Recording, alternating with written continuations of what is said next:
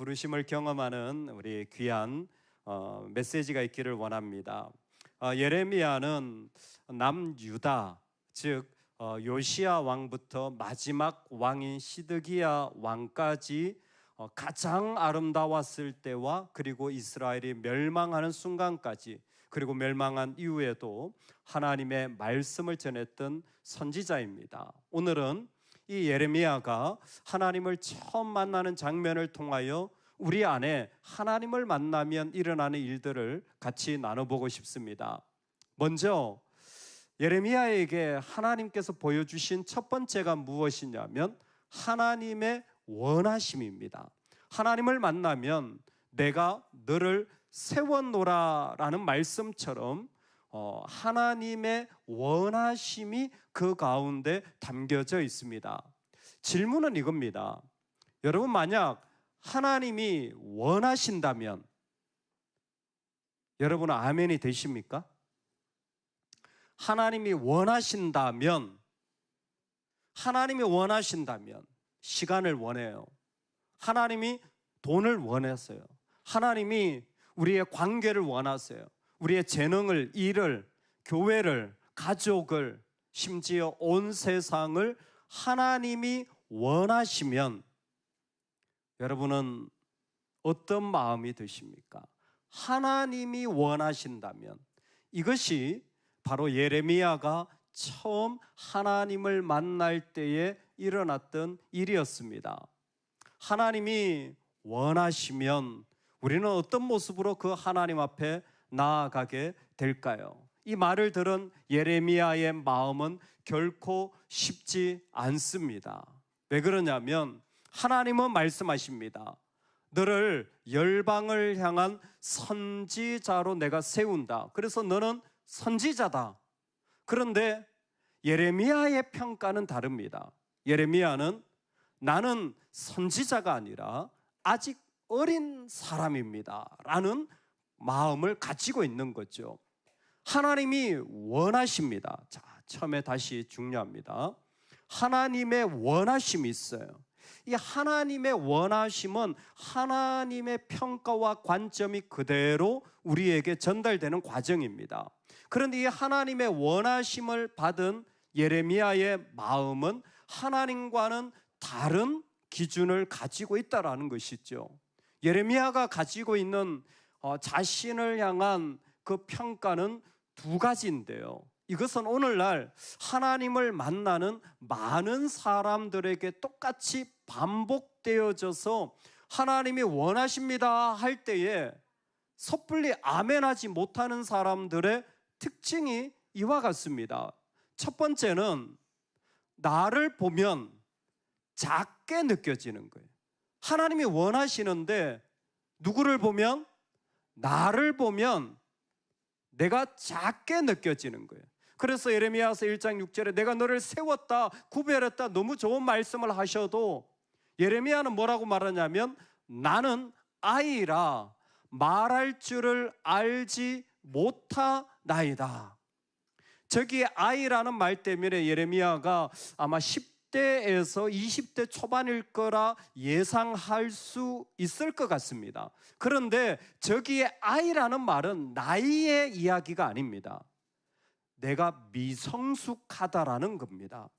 하나님이 원하시는데 나는 아이라 나는 자격이 없다라는 거예요. 왜요? 나를 보면 그렇게 느껴지는 거예요. 그래서 하나님이 원하실 때 많은 사람들이 하나님의 원하심이 잘 이루어지지 않는 건 저 첫 번째 때문에 거의 대부분 이루어지지 않습니다. 하나님을 안 만나서가 아니라, 하나님 말씀이 없어서가 아니라, 하나님을 만나면 사람들은 뭘 보냐면 나를 봐요. 자기 자신을 보는 거예요. 자신을 보면 작게 느껴질 수밖에 없는 요소가 그 가운데 있는 거죠. 좀 더 구체적으로 보면 아이라는 말 속에 포함되어 있는 그 부족함의 이야기는 첫 번째 무경험, 나는 아이라 아직 해보지 못했다라는 겁니다. 일이나 경험에 익숙하지 않아서 처리하는 솜씨나 판단이 충분히 성숙하지 못한 상태를 우리는 미성숙이라고 부르는 거죠. 아직 해보지 못했습니다. 나는 아이입니다. 두 번째, 말할 줄을 알지 못합니다. 능력이 없다라는 거죠. 할 수 있는 능력이 없다라는 거죠. 어떤 일을 감당하거나 처리할 능력이나 재능이 충분하지 못하다라는 겁니다. 하나님 원하세요. 근데 나를 보니까 두 가지가, 하나는 뭐예요? 나는 성숙하지 못했습니다. 나는 해보지 못했어요. 경험하지 못했어요. 두 번째, 나는 해본 적이 없습니다. 그래서 할 수 없습니다. 이 두 가지가 겹치는 거예요. 제 질문은 이겁니다. 하나님이 저거 모르실까요? 아실까요? 아시죠? 그런데 우리는 왜 하나님이 아시고도 우리에게 원하셔서 말씀하시는데 왜 나는 아이라 말할 줄을 알지 못하나이다 라는 게 지금도 이렇게 반복이 될까요? 왜요? 나를 보니까. 하나님 원하실 때 이상하게 인간은 고개를 숙여서 나를 봐요. 자꾸 나를 봐요. 그걸 알고 부르시는 하나님을 보지 않고 자꾸 나를 봐요. 나를 볼수록 부족합니다. 나를 볼수록 미성숙해요. 그럴 만한 자격이 없습니다. 이 일들이 예레미야에게 반복이 됩니다. 두 번째가 뭐냐면 환경이에요. 하나님 부르시는데 첫 번째는 자신을 보며 작게 느끼는 거고요. 두 번째가 뭐냐면 환경의 지배를 받는 거예요. 애들이 어려서요. 제가 바빠서요. 제가 이 일 마치고 주님, 언제나 우리는 환경의 지배를 받아요. 자, 예레미야서 1장 1절인데 보이세요? 우리 같이 한번 읽어볼까요? 시작. 베냐민 땅 아나돗의 제사장들 중 힐기야의 아들 예레미야의 말이라. 아멘. 자, 저기에서 퀴즈. 그러면 예레미야의 고향은 어디일까요? 어디죠? 야, 어떻게 아셨어요? 똑똑하시다. 예레미야의 고향이 어디냐면 아나돗이에요. 자, 그렇다면 두 번째 퀴즈. 예레미야의 아버지 힐기야의 고향은 어디일까요? 어떻게 아셨어요? 아나돗입니다. 그 할아버지는 고향이 어디일까요? 오, 대단하다. 그래서 올라가 보면 아비아달이라는 사람이 나옵니다. 그 집안에 쭉 올라가면 나오는 사람이 누구냐면 아비아달. 아비아달은 다윗 시대 대제사장이에요. 다윗 시대 대제사장이에요. 아나돗 사람이죠. 다윗 시대 대제사장이에요. 그런데 다윗의 아들이 있습니다. 누군지 아세요? 우와! 똑똑하다. 역시 최씨 집안 강세야. 수요일마다.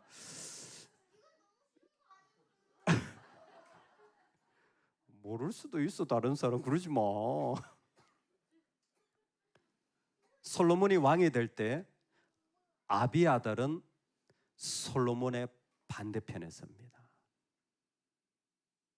그래서 솔로몬이 왕이 되고 나서 아비아달은 아나돗으로 쫓겨가게 돼요. 그래서 대제사장직을 잃어버리게 됩니다. 이 본문은 엘리 집안을 심판하셨다고 하신 하나님의 말씀이 성취되어진 거로도 기억되어질 수 있습니다. 어쨌든 아나돗에 왔어요. 아나돗이 어디 땅인지 혹시 기억하세요? 베냐민 땅이에요. 유다 땅이 아니에요. 아주 작은 그 수도에서 한참 떨어진 시골에 그 조그만 곳에 쫓겨난 아비아달은 아무것도 하지 못하고 있는데 예루살렘 수도에는 솔로몬이 역대 가장 큰 성전을 세우고 있는 거예요.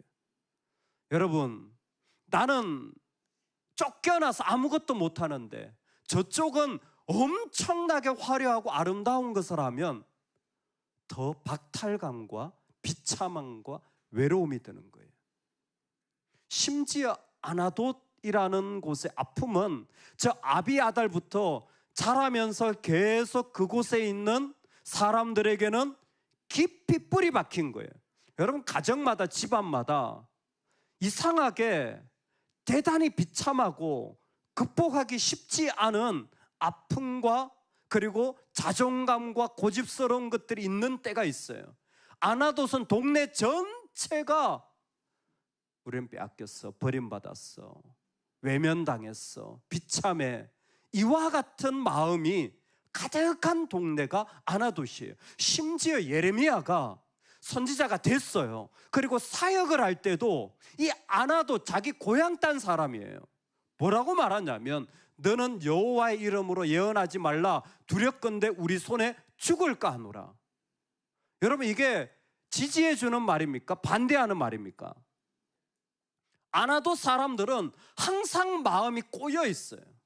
그래서 지지가 잘 안 돼요. 이게 아나돗의 분위기예요.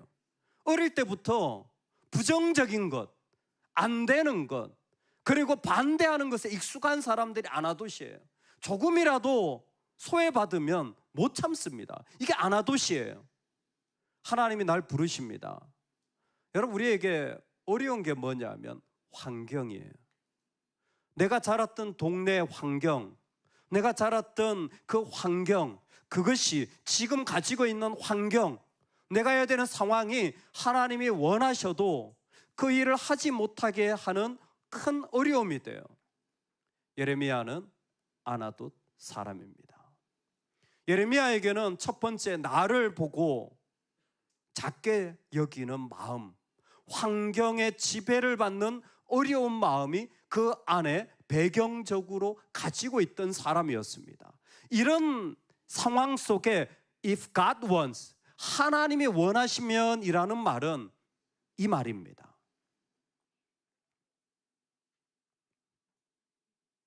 따라합시다. 하나님의 주권.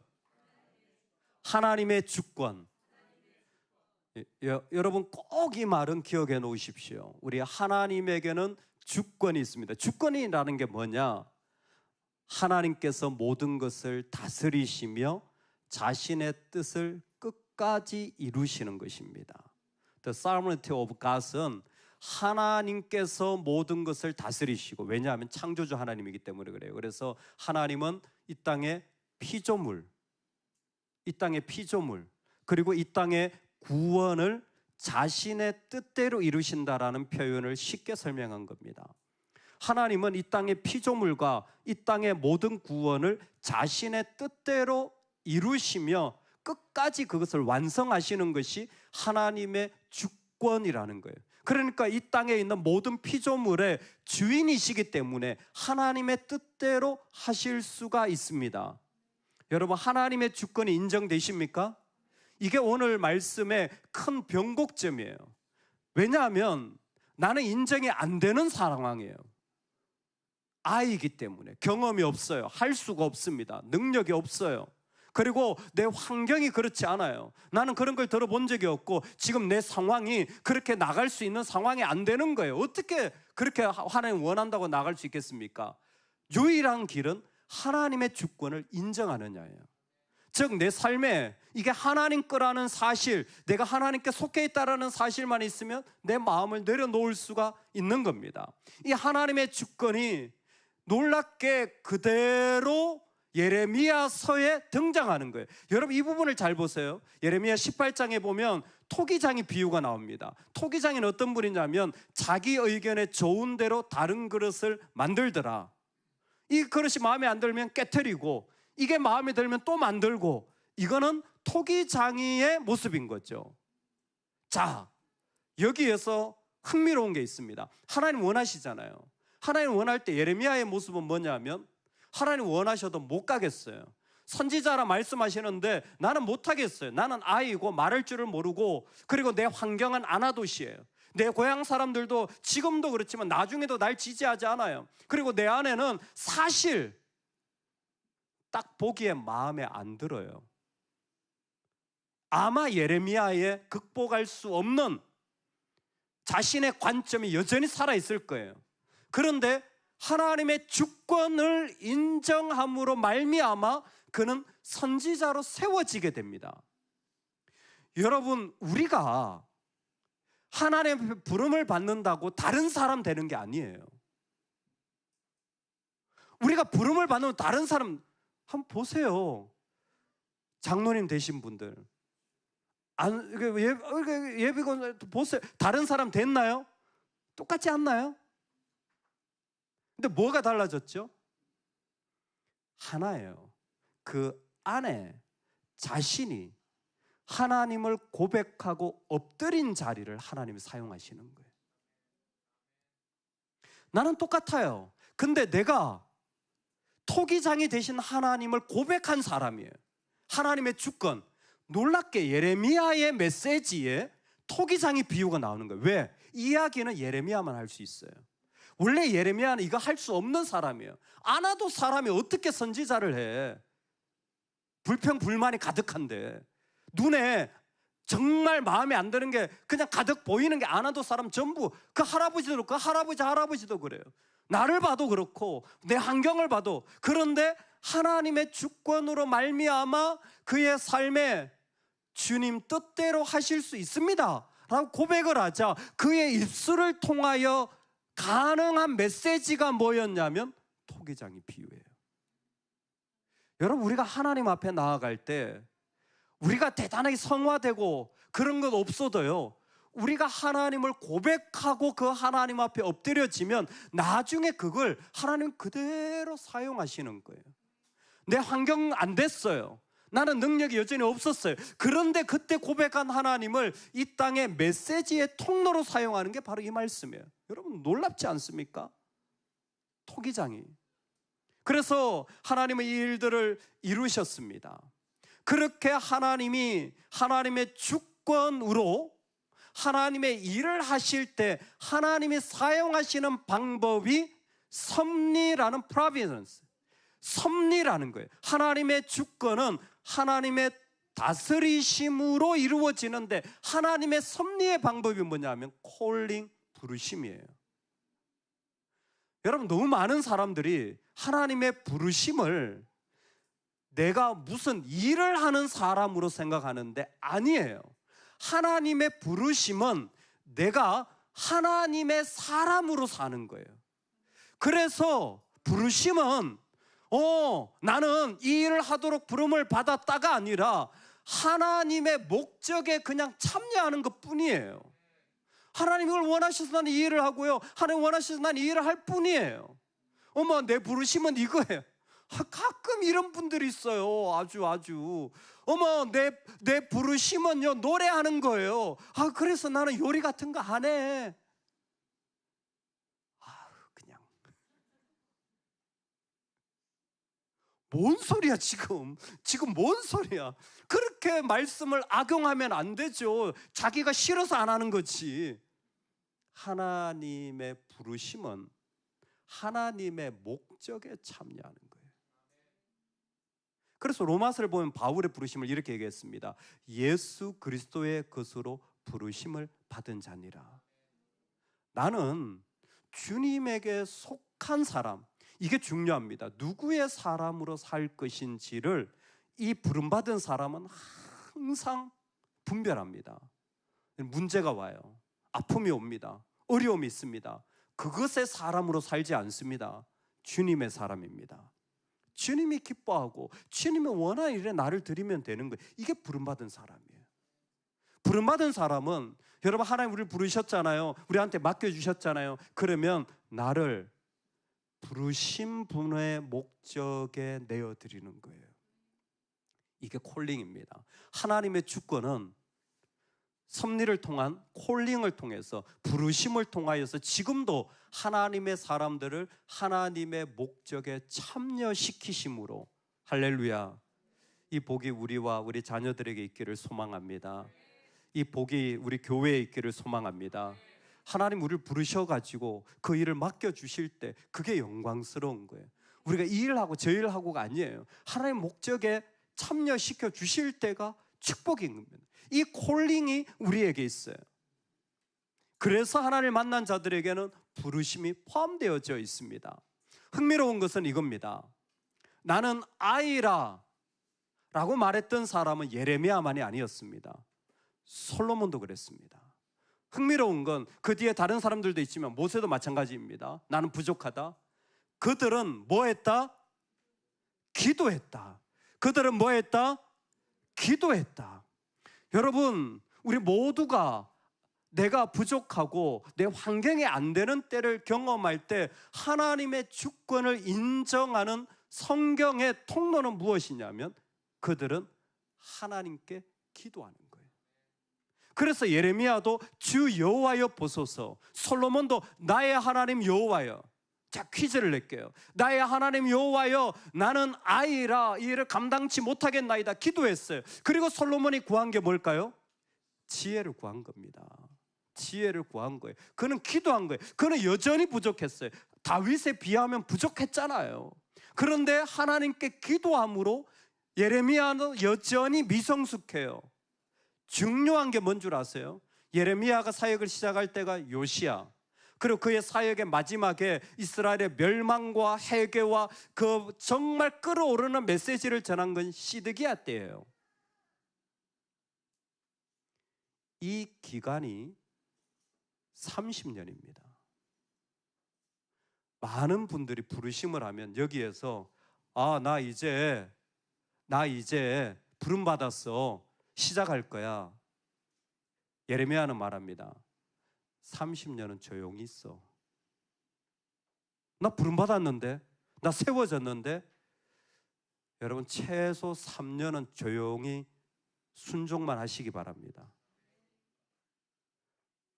30년 해도요, 멀었어요. 예레미야는 말을 전하라고 부름을 받고 30년이 지나서야 시드기야에게 진정한 멸망을 선언하기 시작합니다. 우리는 부르심을 너무 간단하게 생각해서 내가 딱 세워지면 그게 자리에 자기가 자격 있는 걸로 생각하는 것 같아요. 찬양팀에 딱 세우면 와, 난 찬양 진짜 이제 찬양팀이야 생각하는, 어림도 없습니다. 어림도 없어요. 거기에서부터 하나하나 배워가고 세워가고 이렇게 가야 되는 거예요. 내가 그 자리에 직분을 받았다고, 세워졌다고, 담당할 수 있다고, 아니에요. 이 시간 간격이 있습니다. 왜요? 기도로 계속하여 하나님 앞에 세워져야 할 모습을 하나님은 지금도 우리에게 주시는 거예요. 이게 바로 예레미야의 너무 중요한 거예요. 끊임없이 우리의 약한 자리에 사단이 들어올 때 뭐 해야 됩니까? 기도해야 됩니다. 몇 년을 기도해야 될까요? 여러분, 30년은 기도해야 그나마 좀 쓰임 받을 겁니다. 할렐루야. 제가 올해가 거의 30년째인데요 저는 기대하고 있습니다. 제가 한 65세쯤 되면 정말 아름다운 메시지를 지금부터 선포하리라 믿습니다. 그러니까 지금 저를 만난 분들은 땡 잡은 거예요. 왜? 지난날에 부족한 것들보다는 조금 더 나을 테니까. 할렐루야. 그게 30년이에요. 이 일만 죽으라 해도 30년이에요. 근데 저는 지금이 아니라고 생각을 합니다. 한 65세쯤, 한 45년쯤 되면 정말 아름다운 하나님의 마음을 제대로 전할 수 있지 않을까? 근데 무슨 뭐할이 그렇게 많아요. 세워지고 나서 아직 멀었어요. 순종만 해도 부끄럽지. 하나님 앞에 예레미야는 그렇게 말하는 거예요. 기도하는 거예요. 기도했습니다. 제가 영상을 하나 준비했는데요 어떤 영상이냐면 식당에서 사단이 앞에 있고 한 사람, 사람인데 사단이에요. 한 사람 그 자리에서 기도해. 사단이 뭐라 그랬냐면 You are nothing, nothing. Are you praying? I need your help. Well, that's a first. I'm in trouble and I can't do this alone. Amazing. I love it. I love it. I love this. I really, he's still praying. Now that I'm unworthy, Father, I also love my children. Do you honestly think that he will help you after what you just 진짜 did? 그렇게 What 기도한다고 you 하나님 could? 도울 것 같니? You're not even worth his effort anymore. Even if he did help you, do you think I will ever leave you alone? Ever? 하나님 There is 도움다고 내가 너 nothing that I 떠날 것 won't 같아. do to you. No temptation, no low that you won't sink to. I know you, Kevin, and you are nothing. Nothing. I am greater than him. I am certainly greater than you.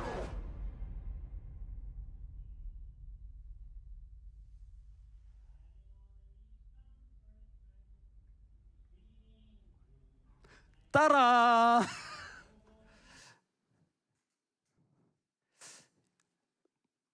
왜 더 보고 싶으세요? 어떤 일이 났죠? 사라진 거예요. 네가 그럴 만한 가치가 있는 놈이냐? 너는 아무것도 아니다. 아무것도 아니다. 근데 이 사람이 식당에서 밥 먹다가 기도하는데 기도 딱 하고 눈을 딱 뜨니까 사라진 거예요. 여러분, 정말 우리에게 일어나는 일이 이와 같습니다. 사단은 지금도 우리를 유혹해서 우리를 교만하게 하거나 아무것도 아닌 존재로 넘어뜨리려 할 때 여러분, 기도함으로 우리는 하나님이 원하시는 자리에 세움받게 되는 것입니다. 왜 안 넘어갈까요? 네, 하나님을 만나면 1. 부족함을 부정하지 않고 다만 기준이 바뀐다. 여전히 부족할 수 있어요. 근데 기준이 바뀌는 거예요. 우리 7절 다 같이 읽겠습니다. 시작. 내가 너를 누구에게 보내든지 너는 가며 내가 내게 무엇을 명령하든지 너는 말할지니라. 아멘. 하나님 뭐 하셨냐면 주어를 바꾼 거예요. 나는 아이다라는 나를 보던 그 메시지를 하나님이 너를 누구에게 보내든지 너는 가며 하나님이 내게 무엇을 명령하든지 너는 말할지니라. 주어가 달라진 거예요. 그래서 예레미야로 하여금 너 자신감 말고 하나님의 원하심을 품어라. 그게 하나님을 만난 자들의 특징이죠. 하나님의 원하심을 품는 거예요. 여러분, 오늘 그 기준이 달라지길 소망합니다. 내가 돈 벌어서 주님 섬긴다 생각하지 마세요. 그거 가지고 섬길 수 없습니다. 귀한 일이죠. 하나님의 원하심이 내 기준이 되어야 됩니다. 하나님의 원하심이 우리 삶에 일어나길 소망합니다. 2번째, 하나님이 내 환경이 되신다. 할렐루야. 아나돗의 잘못 질문했네. 예레미야의 고향이 어디라고요? 예레미야의 환경 자체가 아나돗이었어요. 그런데 하나님 말씀하십니다. 너는 그들 때문에 두려워 말라. 내가 너와 함께하여 너를 구원하리라. 하나님이 내 환경이, 하나님 내 곁에 계신 거예요. 심지어 하나님 어떻게 말씀하시냐면 그 이스라엘이 망할 것을 아심에도 불구하고 예레미야에게 너는 아나돗의 밭을 사라. 왜 아나돗의 밭을 삽니까? 나중에 네가 포로로 갔다가 다시 돌아올 거다. 그렇다, 네가 그때 이 땅을 다시 사용하게 될 거야. 하나님, 나라가 막 정부가 무너졌는데 땅 문서가 무슨 소용이 있습니까? 아니야. 내가 너와 함께 할 거야. 하나님이 이스라엘의 환경이 되실 때에 소망으로, 그 아나돗이 아픔이었는데 정말 내 수치였는데 반대로 하나님이 나와 함께 하신다는 증거의 장소가 되어져서 실제로 이 아나돗의 밭을 사게 되죠. 이 이야기는 너무 분명합니다. 오늘도 하나님이 우리 환경입니다. 여러분, 우리 환경의 가장 중요한 한 가지, 주님이 우리와 함께 하시는 일입니다. 오늘 우리가 살아가는 삶의 자리에 이와 같습니다. 하나님은 지금도 우리를 세우십니다. 예레미야의 별명이 그래서 새 언약의 선지자입니다. 새 언약의 선지자. 우리 같이 읽겠습니다. 시작. 보라, 날이 이르리니 내가 이스라엘 집과 유다 집에 새 언약을 맺으리라. 아멘. 너무 멋진 말씀이죠. 왜 멋질까요? 아이예요. 부족한 거 알았어요. 경험이 없어요. 그런데 주님의 주권을 받아들였어요. 그래서 이 사람이 하나님의 주권을 인정하는 부르심에 나아갈 때 하나님이 토기장이로 그대로 이 사람을 보여줬어요. 몇 년을 기다렸다 그랬죠? 30년을 준비하고 또 준비하고 또 준비하여서 그제서야 하나님 앞에 세움 받았을 때 하나님이 예레미야에게 하신 게 뭐냐면 내가 새 언약을 맺으리라. 저 새 언약이라는 말이 신약입니다. 구약 신약 할 때 신약이라는 말이에요. 그리고 저 신약이라는 말이 히브리서 8장 8절에 12절 똑같이 나와요. 이 말씀이, 즉 예레미야를 통해 하나님 하신 건 뭐냐면 예수 그리스도가 오셔서 새로운 세계가 열려질 것을 예레미야를 통해 보여준 거예요. 황홀하지 않습니까? 우리를 통해 하나님이 어떤 세계에 계신지를 딱 보여주는 거예요. 네가 새 언약의 선지자다. 사람들이 와, 당신 보니까 천국이 보여요. 당신 보니까 하나님 나라가 보여요. 그 아름다운 새 언약의 선지자. 너무 아름다운 별명이에요. 예레미야의 별명이 눈물의 선지자도 있죠. 새 언약의 선지자예요. 새 언약을 하나님이 주신 거예요. 오늘 저와 여러분이 살아가는 삶의 자리에 하나님을 만나며 하나님을 예배하면 그 속에 하나님과의 사랑이, 관계가 동시에 하나님과의 동행이, 그분의 부르심이, 목적에 참여시키는 부르심이 포함됩니다. 이 두 가지가 같이 하나님 앞에서 이루어지게 돼요. 우리는 어떻습니까? 하나님 앞에 살아갈 때 하나님 원하시면 그 속에 나를 내어드리는 은혜가 있기를 소망합니다. 하나님 원하시면 그 속에 나의 아이였던 말할 줄 모르는 모습 속에서 하나님의 주권을 인정하고 그 속에서 하나님께 나를 내어드려 하나님의 목적이 이루어지는 축복이 있기를 간절히 기도합니다. 아멘.